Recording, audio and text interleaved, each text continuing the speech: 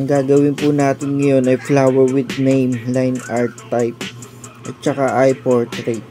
Isang mabilis na session lang to mga boss. Tagiliran nga pala yung part na yan. And gaya nga ng sinabi ko, mabilisan lang. Kaya dyan sa part na yan, patapos na tayo. Yung taga video ko kasi natulog dyan. Kaya ayun, walang nakunan, konti lang.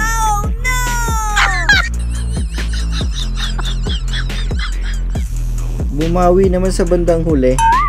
Kadalasang mga tinatatuan ko sa part na to talaga nasasaktan. Pero si madam walang kagalaw-galaw. Ibig sabihin, napakalakas ng tolerance niya.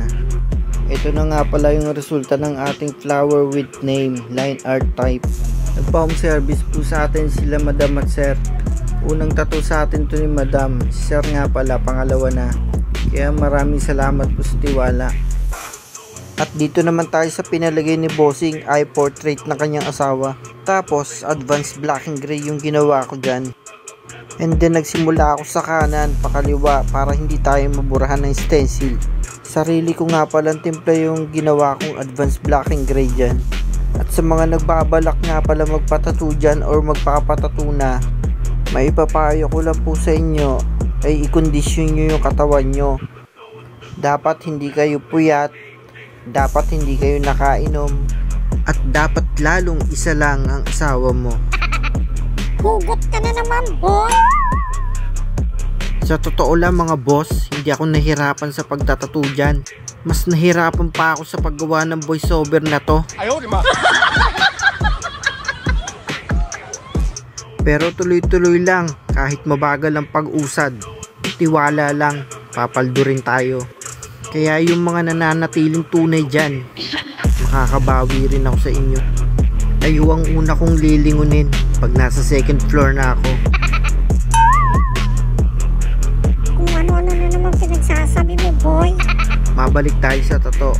Natapos na natin yung isang mata dyan. At nandun na tayo sa kabila.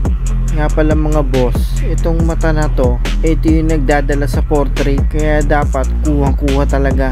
And pinaglalaanan ng effort at time, lalo na yung kilay. Kaya sa mga nagbabalak magpagawa ng ganito, huwag kayong mahiyang mag-inquire. Mag-PM lang po kayo sa aking Facebook account. Diyan po, yung nasa screen, Justin Mariano.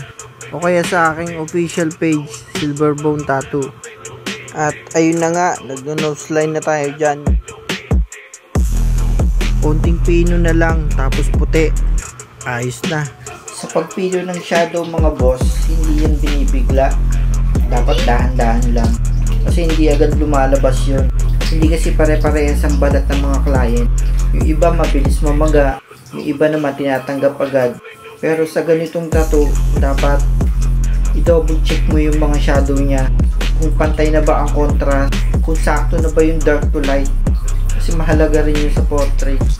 Disclaimer lang mga boss, itong mga sinasabi ko is based lang naman sa aking experience. And after 3.5 hours, ito na po yung resulta ng eye portrait natin. Kasama na yung line art, flower.